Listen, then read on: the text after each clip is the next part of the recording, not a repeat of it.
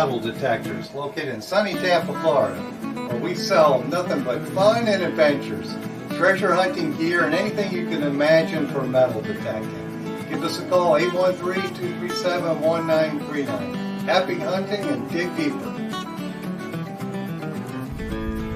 Live from sunny Florida, it's Treasure Talk.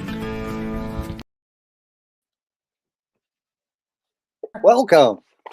And we still got Richard trying to get his camera to work. Okay, well, we can... he's working on that. We got stuff to do. Oh, absolutely, Jeff. All kinds of stuff to do. So I'll first off remind folks that today's show is brought to you by your friends at Myers Metal Detectors, where we sell fun and adventure. And the views, thoughts, and opinions expressed here by the Treasure Talk guests and members belong solely to the guest and member and not necessarily to Phil Myers, Jocelyn Myers, Myers Metal Detectors, or Jeff Mullen. And I'm trying to say a little slower, Jeff. That was time to get his camera going. And well, we got plenty of time. We got a couple of infomercials to run. Yes, for sure. And of course, the purpose of Treasure Talk is to promote the hobby of treasure hunting and metal detecting. I guess treasure hunting in all forms, and to educate our members in a fun, informative manner. That's why our guest tonight is just exceptional, because got your coin questions, get them in, because Richard is really knowledgeable, especially on, he specializes also in Cuban coins and shipwreck coins. He's really big into that, so get your questions ready for that.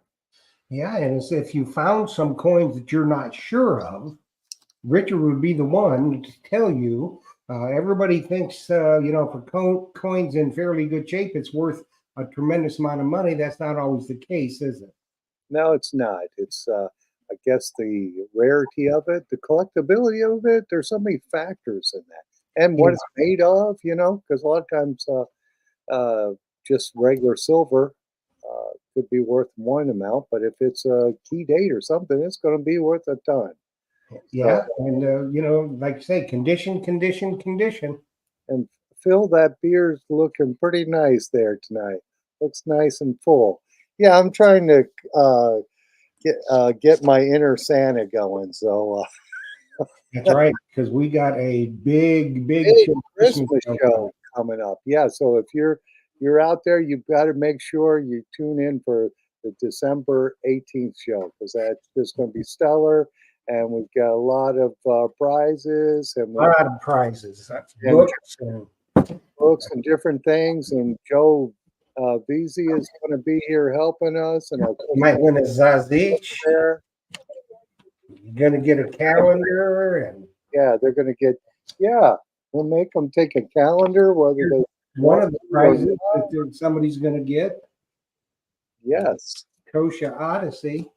I mean, a lot of really nice pictures. Yes. So it's a very nice coffee table book. I see Big Poppy's just into the chat. He's late. Yes, well, he's been burning the candles at both ends. So I know. Appreciate it. He came in this Saturday and helped me out. And we got a lot of stuff done, so I'm very appreciative. And I did want to remind folks that we had Ken Cunliffe on the show before, Beneath Our Feet. Volume 2 is out, and yours truly is in there, and some other club members from the West State Club are in there. Like there's Mr. Steve Warren. He's the treasurer for the Tampa Metal Detecting Club. Yeah. And he found a Confederate artillery gimlet, Second Battle of Cabin Creek. And as I look through here, I see all the past guests that we've had on there. There's Steph. Yeah. We've had a lot of, there I am. My beard was a little trimmed there. That's a U.S. belt plate I found here in Tampa. And, I never thought I'd find one. That's why it's one of my favorite finds. Because that's always a favorite find when you don't think you'll ever find one like that. Right. And there it happens. Yeah, so one thing I wanted to do, folks out there, if you can give me a little bit of an assist, I'm going to pop the email up here just so you have it. What I would like you to do, if you know somebody, or you have a definite want of somebody we can use for a guest that would be interesting to everybody, somebody that you would like to see, please send me an email, treasuretalkshow@gmail.com. If you've got contact information, that would be extremely useful. If you can send me that, a little bit about this person, why you think they would be a good guest, that would be great. I'm working on our April shows right now. I mean, we're booked up all the way to April. Now this year next week, we've got a Nomad's Life with some Nocta Nomads. I'm going to tell you what it's like to be a Nocta Nomad. And then we're going to have Atosha Adventures with Sid and KT, always a great time with them. And then we got our Christmas show on the 18th, and we're done for the year then, because the next Monday night is Christmas Day. We're not going to do a show then, or we're not going to do a show on New Year's Day. Then we'll jump right back in January. So if you can help me out, I would appreciate it. Give me some ideas, things you'd like to see. And we may have somebody already booked that you like. We've got some really exciting things coming up for the shows in 2024 and the rest of this year. So That's awesome. Yeah, please appreciate it. yeah, help us out. Help us find some awesome guests, because that's educating our members is the most important part of Treasure Talk. Yep. And we like doing that for sure. Yeah. How are we doing with Richard? Well, he still doesn't have his camera up. I don't know if he's still working on it or not, but let's go ahead and let's run a couple of our words from our sponsor while Richard is working on his camera. And if you want to call him and see if he got any, suggestions for him. So I'm going to run a couple of commercials. Okay. Hey folks, Phil Myers here from Myers Metal Detectors. And today I wanted to show you some of the cool stuff that's coming with the Christmas specials from Nocta. And first off, the Nocta Legend, $6.79 for the Pro Pack. That you get the 2 coils, you get 11-inch, or actually it's a 12x9 now, and you get the 6-inch coil. But also, check this out. You get the AccuPoint pinpointer that pairs to your detector into your headphones. So no more pulling your headphone off to hear your pinpointer. This is an awesome product. I've tried one of these out, works excellent. Rechargeable battery. It's just an awesome pinpointer. You're gonna love that. Also in the Pro Pack, it has the starter kit that comes, of course, with the pinpointer, comes with the digger, comes with the fines pouch, and it also comes with a holster for your leg holster for the pinpointer too. So you can either wear that on your belt or on your leg. Either way, excellent products. So we've got them in stock now. I need your help, folks, because I've got 16 more of these coming in on Monday. So please tell your friends and digging buddies about us down here in Tampa, Florida. Myers Metal Detectors, 813-237-1939. Happy hunting and dig deeper. And thank you, Nocta, for an awesome product with the Legend. Works great on our beaches here in saltwater. You're going to love it. See ya. That was a good. Let's regress right on to another. Hey friends, Phil Myers here from Myers Metal Detectors and also from Treasure Talk. And today's guest we have is Terry Shannon. And I just wanted to show you real quickly, some of the books that we have of his. We have all 5 of his books and also Fred Banks' books. So if you're interested in metal detecting, I always said knowledge is money, and it's easier to read it in book and get the knowledge of hunting over there in the Treasure Coast or just metal detecting in general. Excellent books, excellent authors, both of them, both Fred Banke and Terry Shannon. So enjoy the show, and if you need a book, we've got these. Also, watch our website, because one of the manufacturers have never done a Black Friday special, and we've got that coming on our website on Tuesday, probably at 12:59. You'll see it on my website, the Black Friday specials. And if you're buying any metal detector on Black Friday, I'm going to put in whatever Terry Shannon or Frank Banke book into the box, Phil Myers, Myers Metal Detectors. Happy hunting and dig deeper. There you go. So have you contacted Richard? Yes, I just contacted him. He was unable to sign in. I said, well, maybe you could sign in from your phone, or Yeah. another computer. So let's see if we can do that. But in the meantime, Jeff, I will just chat a little bit about the specials I have in stock.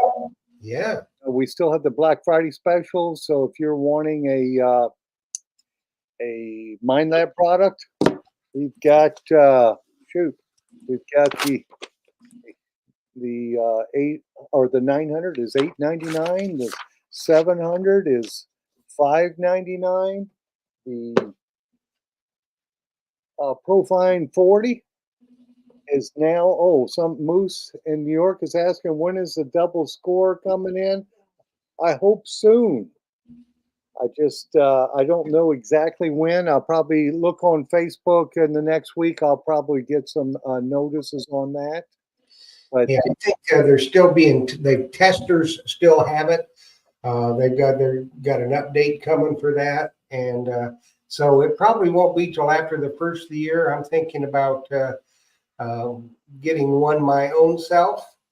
yeah, because for the money and for that, have a multi-frequency and just, I've had people call me up and say, hey, I want that because it's supposed to be, but yeah, LG 24 coils. I got two people, a stereo effect. Yes, we do have some of those actually coming in, I think, in the next few days. So call me about that, and we'll get those. But now I've lost my train of thought, Jeff, on what I was talking about. Well, let's go. Since we're talking Naka, we'll talk about the Naka products, the Legend, the LG 24s. I do have some of the LG 30, that promo pack where they had the arm cuff and the lower shaft. If you had bought your Legend a while ago, that's going to be available. And it looks like Tom Becker is asking about the ML 09 module. Yes, I saw an email from Mind Lab on that. That's going to be rolling out real soon too. And, so folks could get that if they wanted that. Yeah, well, we got Richard queued up. Do we? Sweet. Yes, we do. Let's see how good his cell phone is. Let him in, please. Okay, let's bring him in. Everybody, we've got the metal detector guru. Now we got the coin guru. Welcome, Richard from Coinicopia. Be prepared. He knows his stuff. Hi, well, thank you. Hey, Thank Richard. you. Did you have to do it on a phone? Yes, I am doing it on my cell phone. I will turn around real quick and show you my setup here that I had with the microphone and the stand, and I've got everything set up. It seems to me like it should be working. I can see a preview of myself and everything, but I just can't get it to work on my computer. Oh, bummer.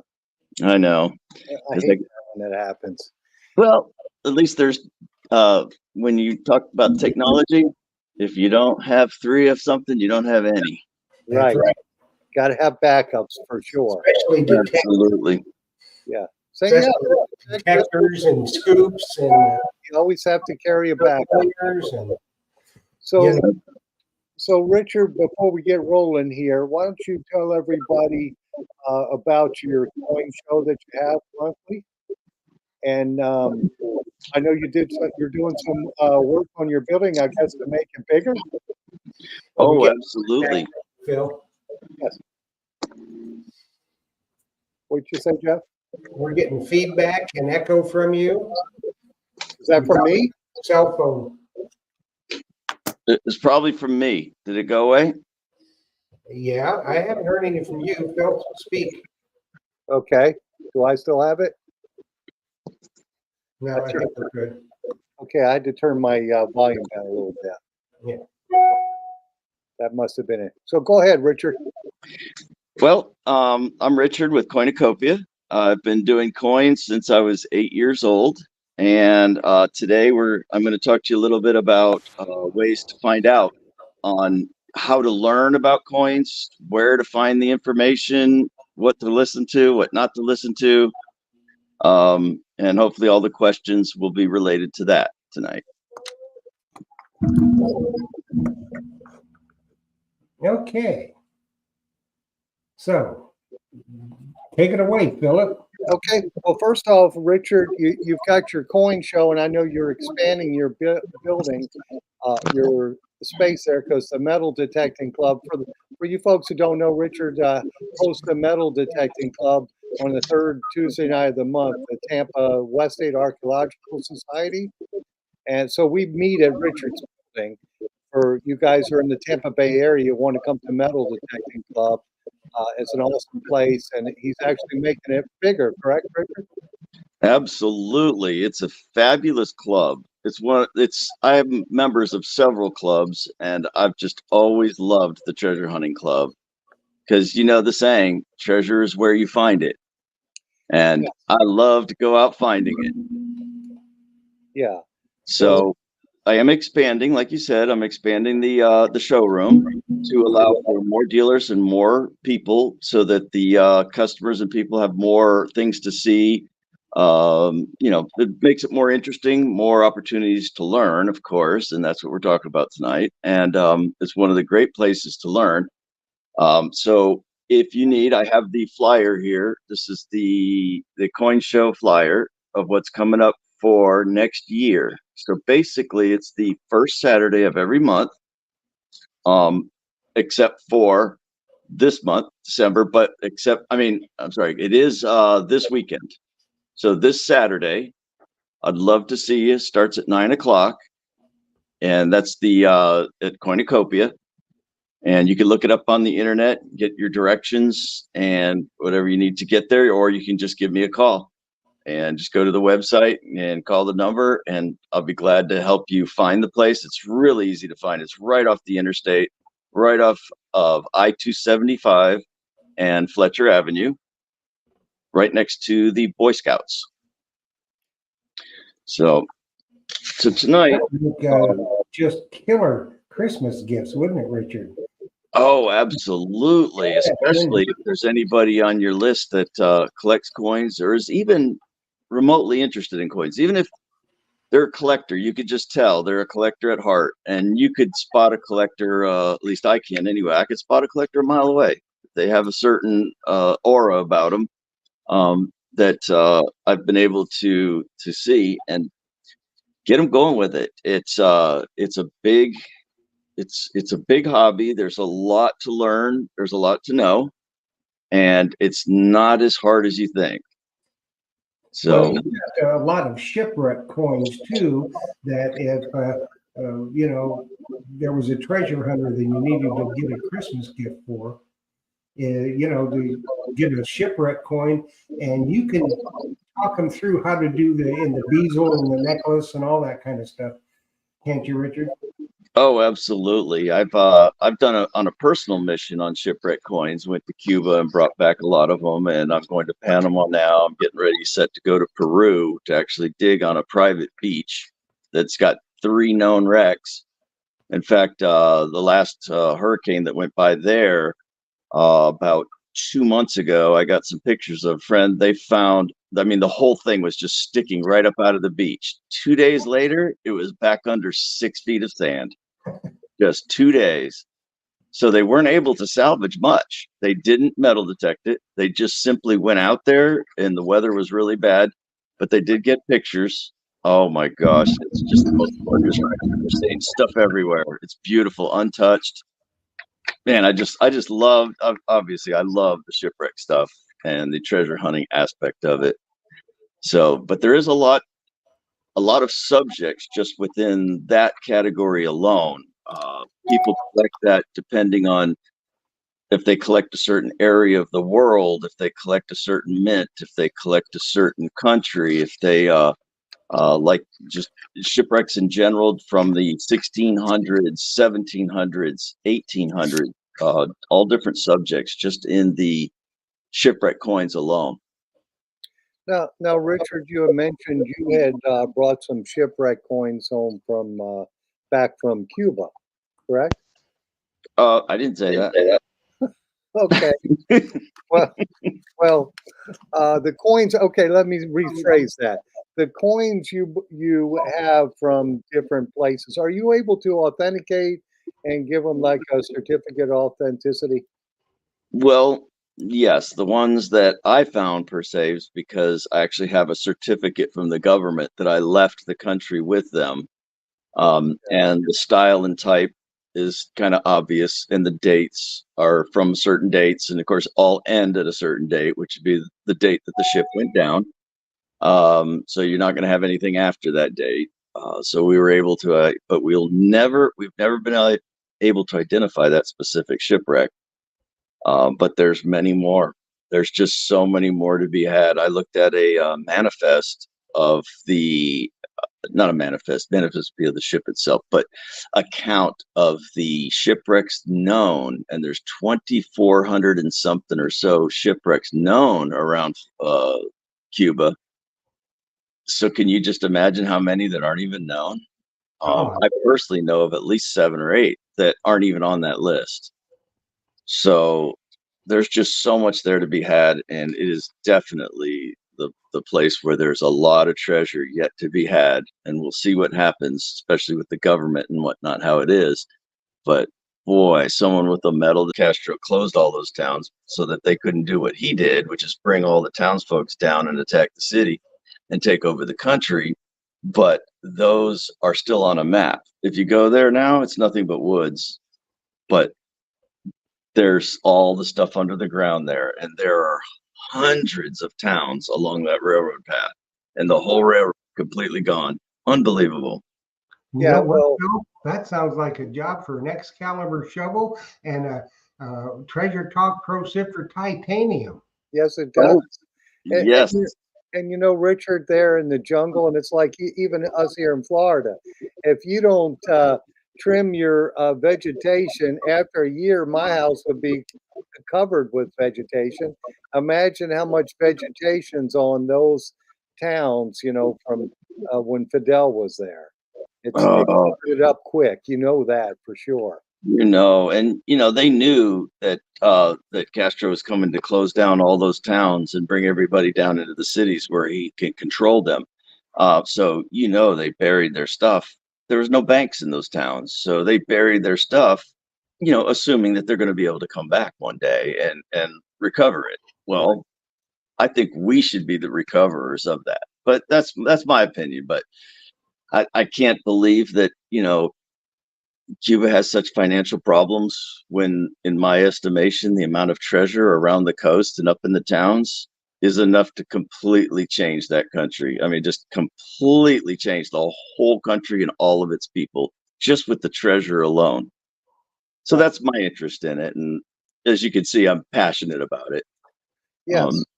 Mhm. Now, at your show this Saturday, you have shipwreck coins for sale, correct? Oh, yes. Oh, yeah. There are a few. Boy, they're hard to keep a hold of. It's like we get them and the good stuff just flies right out. It's so hard to keep an inventory on that stuff. I think there's still more collectors than there are coins, and that's obviously keeping the price and the value up of them. And I think it's always going to be that way because there's such an interest in it. I mean, as soon as they drop a little bit in price into my affordable range, I'm immediately buying more of them Okay. because what I collect is more. If someone says, "What do you collect?" More. Absolutely. More. That's what I collect. Well, you mentioned the good stuff. What do you consider as the good stuff? Oh, I would say that, the better condition, the easy to read dates, the stuff with provenance where it could be attributed to a certain wreck and a certain age and a certain time period. Um, and unfortunately, when it comes to shipwrecks, the morbidity of it is kind of a negative connotation to it, but not really, because in a way, to me, it's the positives that we're bringing it back up and not forgetting these things that happened. And that's important, not to forget the past. A lot of things happened in the past that can happen again, and we should learn from our past. Yes, always learn from the past so we don't repeat it for sure.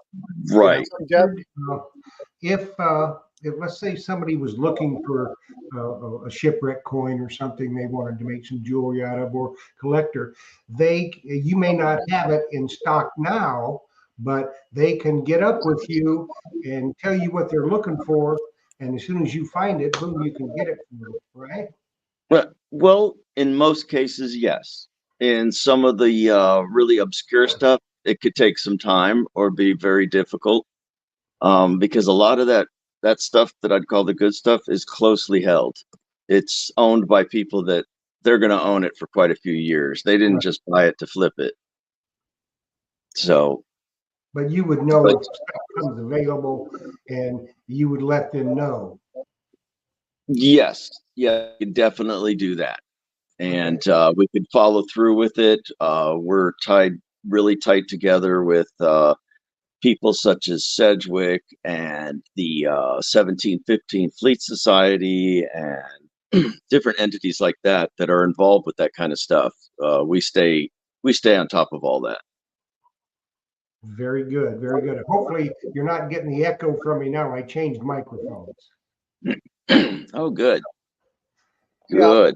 I'm not experiencing it, Jeff, but yeah, I saw a little bit somewhere up in the feed that we had a little bit. Hopefully, it's not mine either. No, I'm not hearing it now. So Good, good. Yes. Well, we got off on the shipwreck stuff, and mostly I had intended on talking about how to learn about coins. Oh, go ahead. please Well, do. you know, first of all, you got to be able to look. If you want to learn about coins, you got to have a loop on you. I mean, everybody knows what a loop is, a little magnifying glass to look closer at the coins. Coins are small, and I can tell you that the value's in the detail, and so is the devil. So the there's a lot of ways to learn about the coins. One of them, I'm also a member of the Tampa Coin Club. That's one of the other clubs I'm a member of. But coin clubs in general, there's ones that you can become members of all over the country. None of them will turn your money down to be a member of. And some of them put out some really, really nice newsletters with a lot of good information.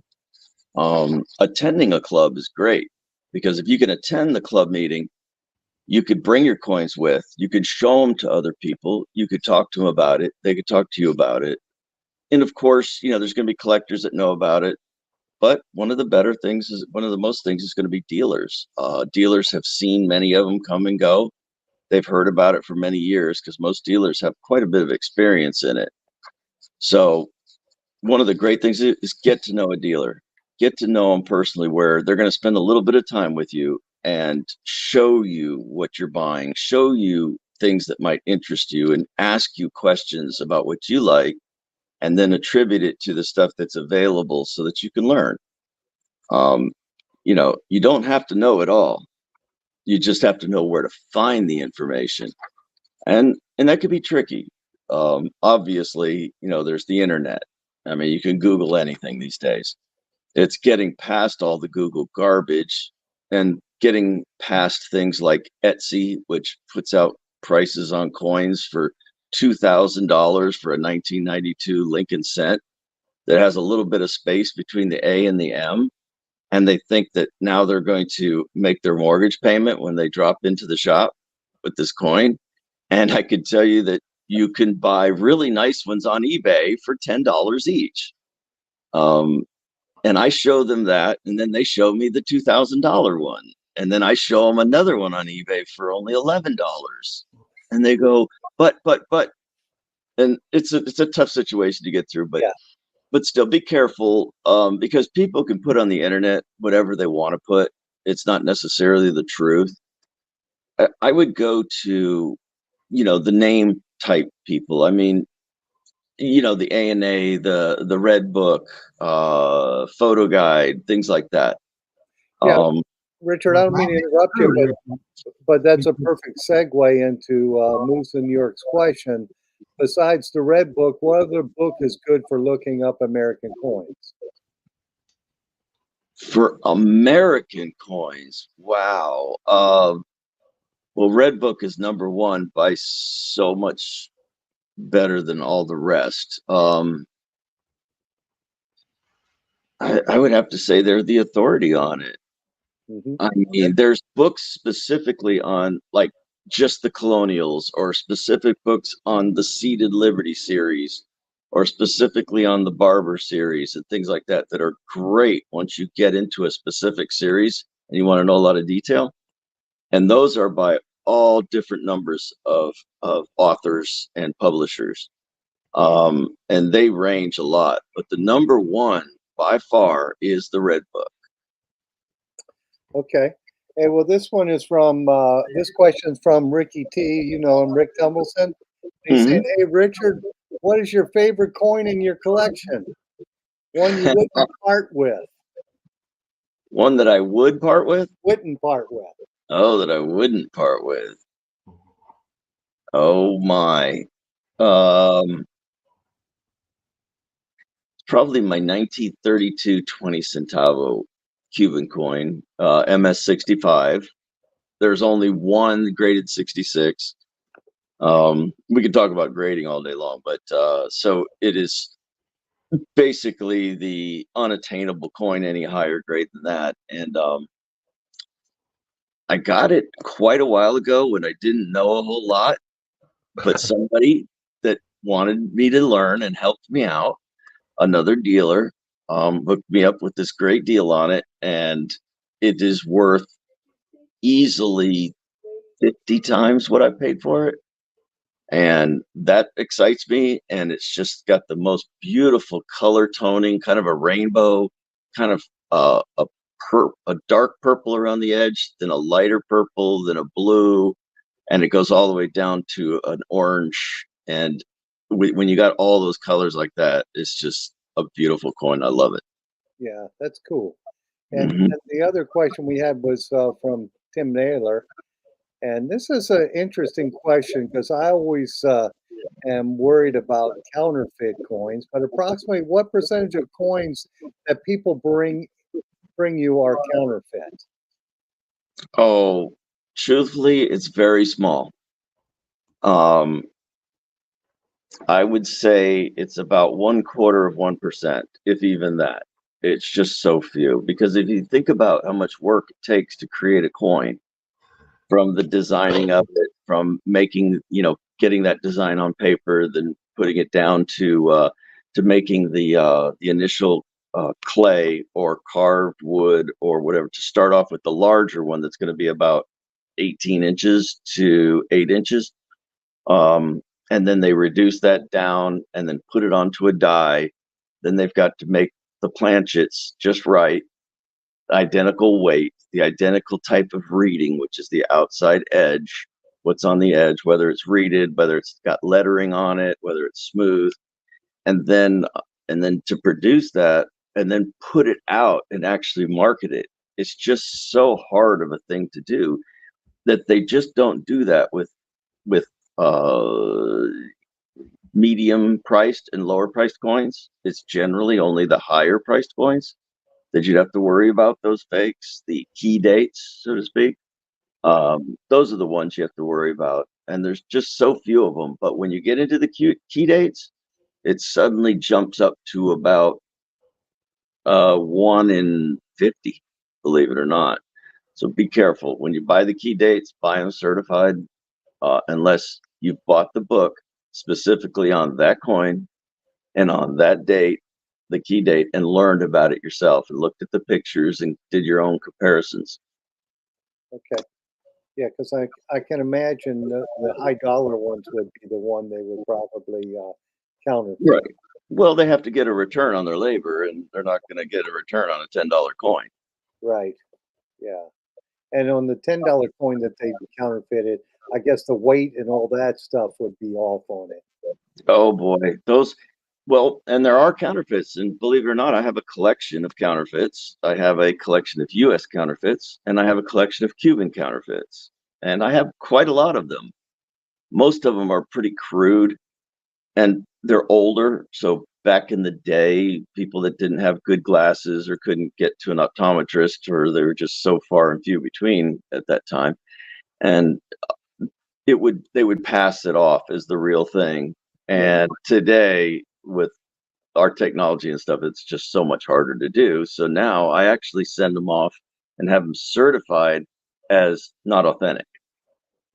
Yeah, is that So, like one of the guys on the stream here, the Key Day Kid, said some counterfeits are worth more than the coin they represent?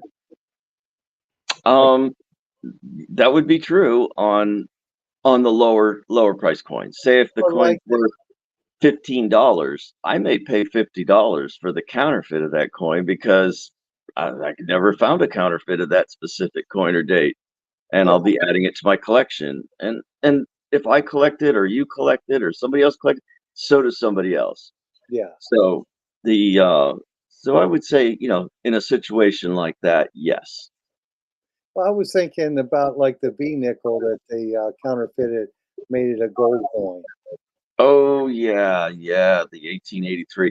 Yeah, because they didn't put the word cents in it. They just have the V for five. Right. And just happened to be that that's the way they made the gold. $5 gold piece had a big V on it. And back then in the 1800s, yeah, a lot of people needed glasses and couldn't get them. So if it looked like a coin, is gold colored and had a big V on it, that's a $5 gold piece. Right. And that is one of the number one counterfeited coins from back in the day, and is a very much talked about piece today. Yeah. And would that be worth more than the V nickel Yes. if you found one? So what did they do? Just plate them or dip them in gold or something? Yeah, they plated them. Usually it was a crude type of electroplating done back in the day with some makeshift batteries and not the exact voltage and whatnot. So the original counterfeits are actually kind of crude. But there's also modern counterfeits. I mean, I could buy one, and then I've got a gold plating machine that I use to gold plate quarters and stuff like that, especially the state quarters, because believe it or not, there's people that collect state quarters that are gold plated, and they want the whole set in gold. And I make them for them. It takes a pretty expensive machine. It's actually about a $3,000 machine, and then you got to buy a tub of this liquid gold stuff that costs you about $1,500. So it's not the cheapest thing to do. I'm doing it for a hobby, not to actually make any money off of it. Um, so, but yeah, that's there's a lot with the counterfeits and where to go with that. And like I said, I certify them as counterfeits so that they're certified genuine counterfeits, which makes it kind of an interesting, combination. Um, there's a lot of information on identifying counterfeits. There's specific books on, I would say like the Cherry Picker Guide, which talks about how to find specific things. And then it goes into a little bit of the counterfeiting. Then there's other books that go right into it and specifically teach you. And there's the best information to learn about that would be articles written in, say, Coin World magazine, or the Numismatist, or the ANA puts out stuff. That'd be the best way to find out about counterfeits and to make sure you're not taken by a counterfeit. Yeah. And buy from a reputable dealer like yourself, and then they wouldn't have to worry about it. Correct. I've even found a couple of the counterfeits that were even in a counterfeit slab, and we took a picture of it, then cracked it out of the slab and weighed it, and it weighed about only 2/3 of the original. Mm, Um, but when it's in that hard plastic slab and they put a lot of thick plastic, you really can't tell the weight of the coin itself unless it's out of the slab. And the slab is the plastic container that when you send it off to be certified by a third party grader, where they grade the coin for you and whatnot. Um, but a good place to look and just to know what it's supposed to look like. Say getting the 1909 SVDB. Well, there's actually 3 different styles of S's. Actually, I think there's 4, but the 4th one is pretty rare. But so just to know the difference, and all of them, are in the red book. The red book, and which I'm giving away tonight, which is this one right here I'm holding up. It's what they call the Mega Red. Oops, the camera is backwards. It's weird. Yeah, everybody can see it really good, Richard. Yeah, There we go. Okay, there. So anyway, this is the Mega Red. I mean, this is a massive book. I don't know if you can see the thickness of it. Look at that thing. I mean, it is massive. It's got thousands of pages. Um, then there's the regular red book. Tonight we're giving away one of the Mega Reds. It has the most information on each type of coin. Beautiful. Richard, I didn't mean to interrupt you, but do you have that available in your shop? Yes, we do. We carry at least one of the Mega Red books at all times, and 3 or 4 of the standard red book. Okay. While we're discussing that, Richard, is there a proper way to utilize that book? So somebody that's lucky tonight and wins it will know how the best way to use the book. Yeah, it's follow the table of contents. It's going to show you, from the beginning to the end, from the starting of coins, all the way, wow, dating back to 1780s, the British colony issues, and even far back as 1610, 1620, where they used shells and beads to trade, or just these plugs of copper, or a plug of silver with just one number stamped on it, and that's it. Yeah. Back to very crude, back in the very early days, and it'll start you all the way back to there. It's very, very informative, even to go back to that old stuff. And gosh, that's the kind of old stuff we want to find with our metal detectors. It is. And that leads us into Bill Crow's question. Your advice on coins found in the dirt. Any type of cleaning or a special way of preserving them? It depends on what they look like when they come out of the dirt. I mean, if it's very crusty and very corroded, there's not much you can do with it. You might as well hit it with a wire brush or whatever, because you're not really going to ruin it, because it's already what's considered in the collectible realm a ruined coin. Some people like to see it original with the corrosion right on it and everything. Some people want to go ahead and clean it up, but then you're going to end up with a pit wherever the corrosion was. When you remove the corrosion, you're going to lose some metal right there, because that's what it is, the metal turning into corrosion. So you're either going to have a shiny pitted coin, or you're going to get a dingy corroded one. I kind of like the dingy corroded one sometimes myself, because you can clean it anytime you want. Once it's cleaned, you can't go back the other way. So there's a saying in the numismatic field: let somebody else clean it. That's a good thing. That's good. That's good. That's kind of like how I like my artifacts when I dig them. I just like to rinse it off with water and leave it be. Yeah, because then you could tell that it's, at least I can look at things and tell. I can even tell, like, things even like arrowheads, of what part of Florida they came from, and whether they came from the water or from a river or from dry land, and just things like that. And on coins, I could tell also whether, I mean, there's some coins I could just say, oh yeah, that came from around downtown Tampa, or well, this could have been in any gray dirt, or no, this was found in some clay from up north, or from a battlefield, because then you got a lot more of the red clay battlefields type stuff. And it helps, being original helps you identify it. Once it's cleaned, you've just removed all the details. I mean, you've just removed the story. Right. So yeah, personally, I like to leave mine. I even like sitting on my desk. Let me see if I can show you this here. Like something like this. Let me see. That's a clump of coins clumped together. It's in the original, the matrix, what they call it, the matrix that it was encrusted in. In other words, there's part of the reef still stuck to this.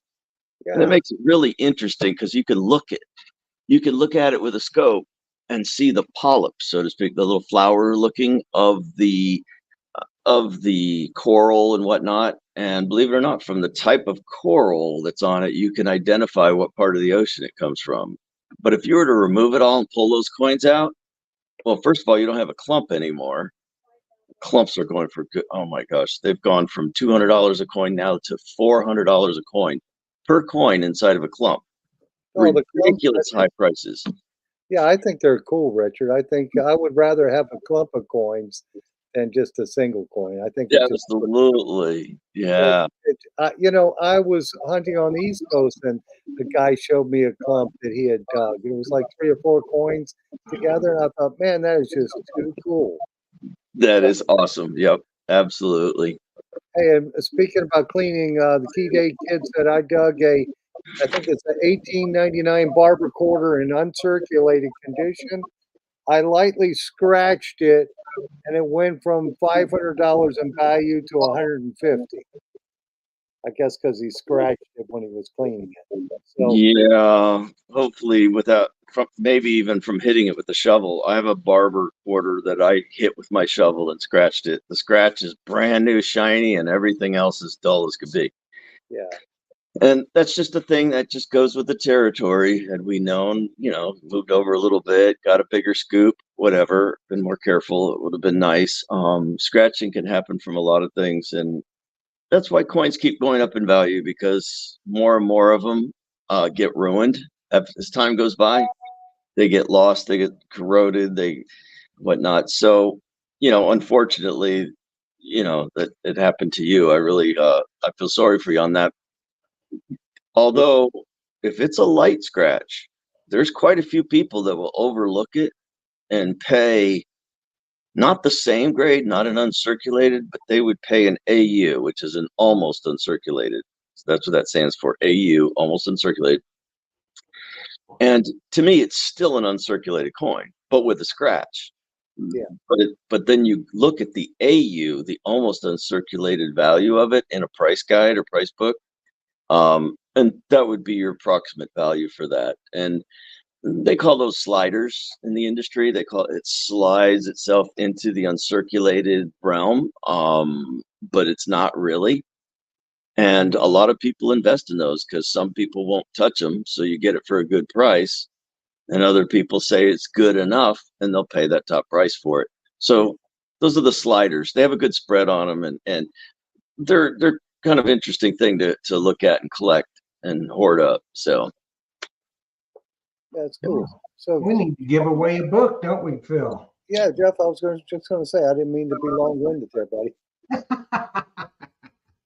All right, guys, it's time for the fantastic giveaway that Richard is giving away tonight, the Mega Red Book, and you heard him talking about it. So somebody out there is going to be really, really lucky. As you know, you have to be a member of Treasure Talk either on Facebook or YouTube to be eligible to win. You have to be tuned in to win. So get ready because I have drawn the names, and the name that I call, you'll have 3 minutes to text me with your name, and you are here. You have to say your name and you are here. My number is on the screen. So get ready. You got 3 minutes to text me with your name and then you are here. Texas Digger. If you are watching, you are the winner. You got 3 minutes. 3 minutes to do it.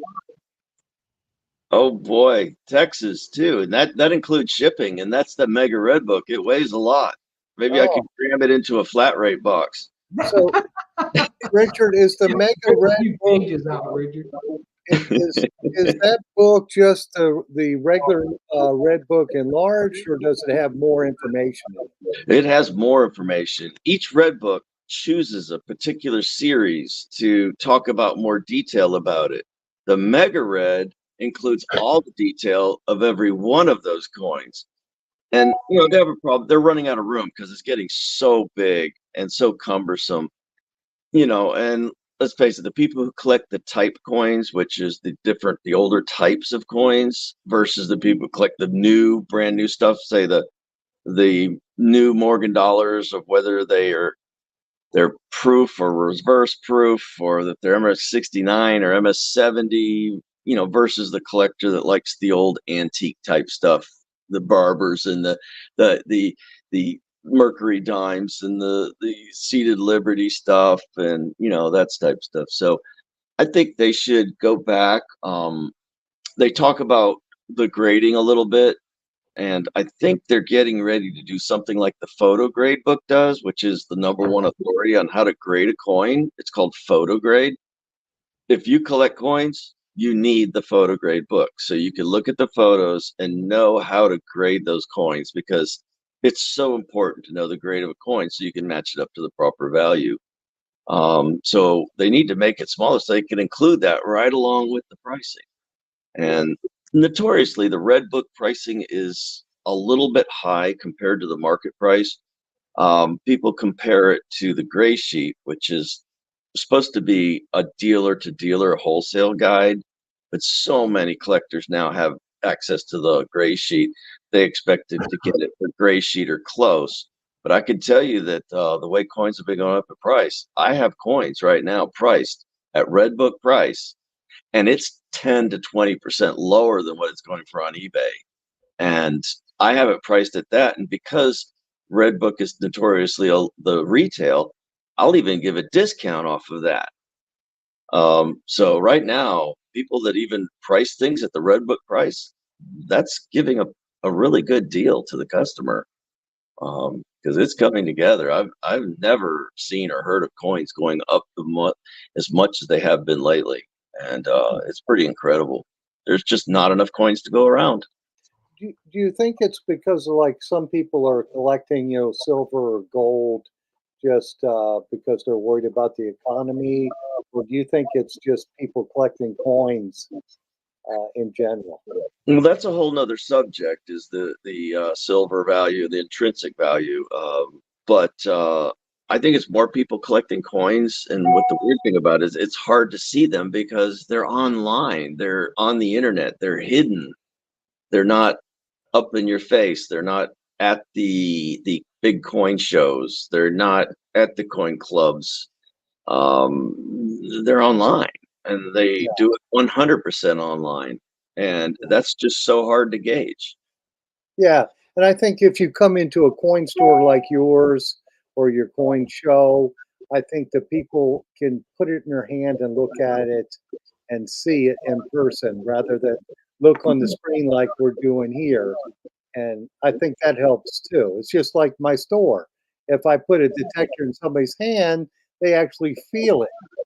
They know this is going to work. This is the right weight, the right size, and the same thing with your coin store. So I think you're going to get even business.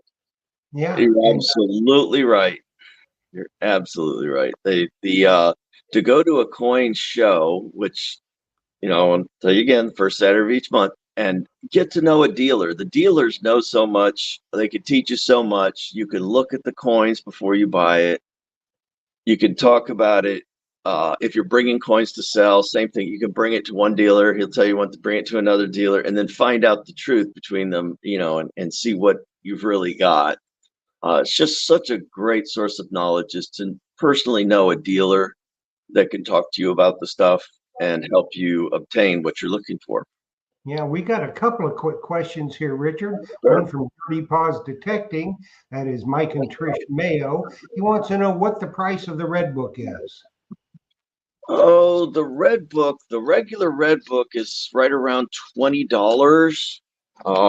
The mega red book is running right around, I want to say $55. It's up there.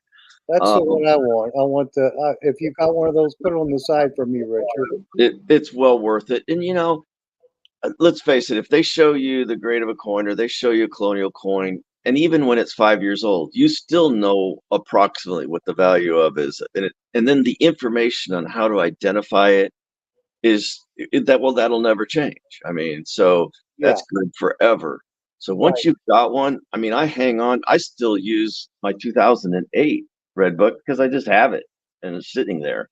The red book is so cumbersome. I'll look at it from the big one, the mega red.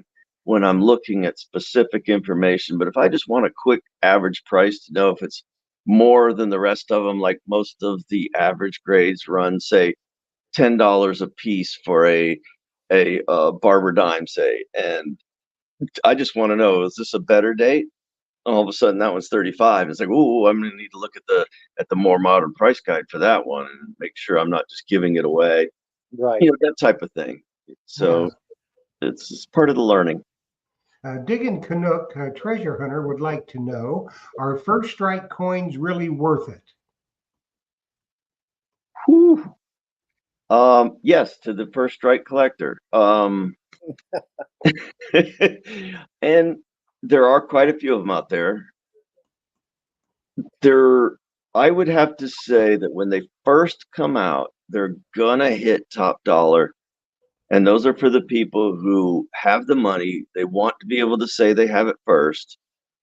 And that's more important than what the value of it is.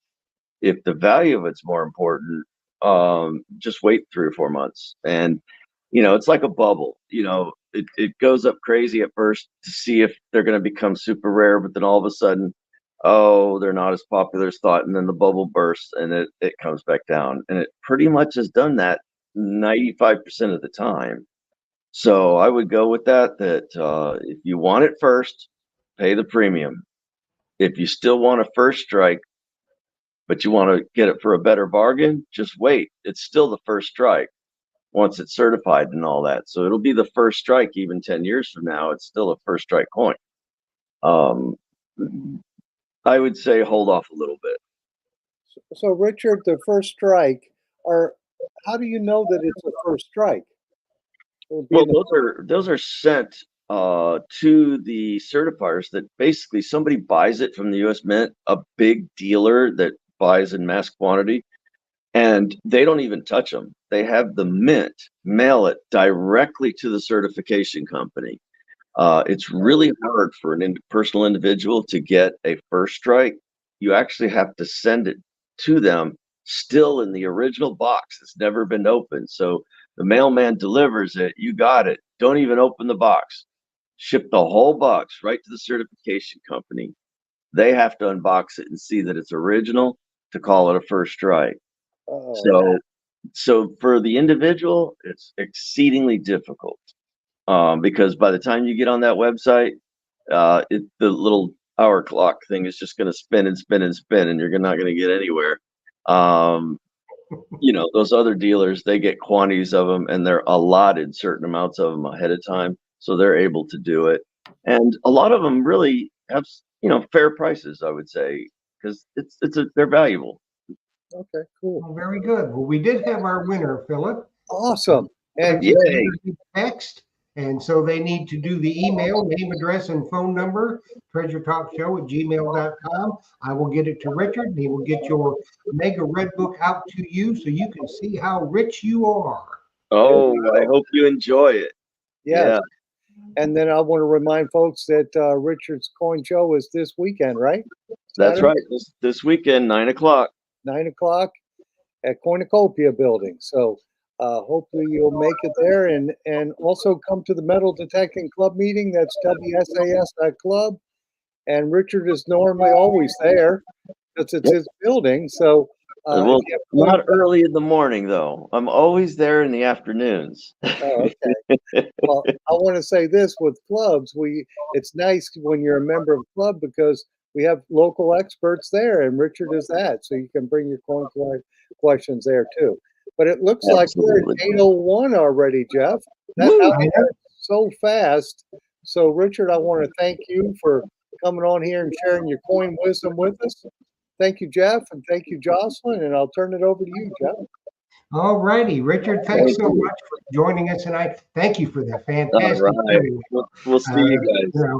Everybody was just really excited about that. If you have any question, you're free to call me direct, and I like to answer the phone and help people out. So that's a wonderful thing about you, Richard. It's your story, and folks, it is a fantastic building. It's easy to find. There's plenty of parking, and if you can't find something you want there, then you ain't looking. That's all there is to it. So I want to thank you, Richard, for spending some time with us tonight. Thanks, Phil. Thanks, Jocelyn. Everybody, if you've got any ideas for future shows, send them to me, treasuretalkshow@gmail.com. A name, a little bit about the person, contact info if you've got it. We hope to see you next week, where it's going to be a nomad's life. We're going to learn what it is to be a nocta nomad. So join us then. Happy hunting, everybody, and dig deeper. And thanks for watching. Treasure is where you find it. That's right. Where you find it for sure, Richard. That's right. Thanks, buddy. Appreciate All it. right. We'll see you.